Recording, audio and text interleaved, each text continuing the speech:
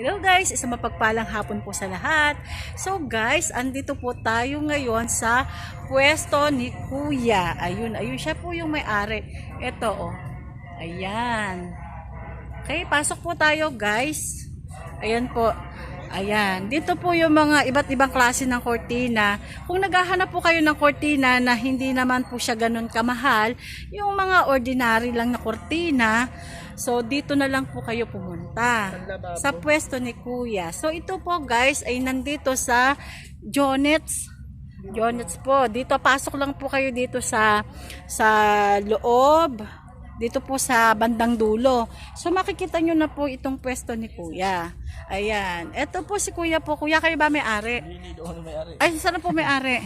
Ayun po yung may-ari. Ayun po. Si Kuya po yung taga-assist ng mga bumibili. So, ayan po. Pag kailangan nyo ng mga bili, kortina, dito lang po kayo pumunta. So, ayan. Okay po. Ayan. Iba't ibang klase po ng kortina ang makikita nyo dito. So, ayan. Meron pong ordinary, meron naman pong maganda. So, ayan. Mamimili po kayo. Pwede rin po kayo magpatahi. Ayan. Oh. May nananahi po dito. So, ayan. Okay po.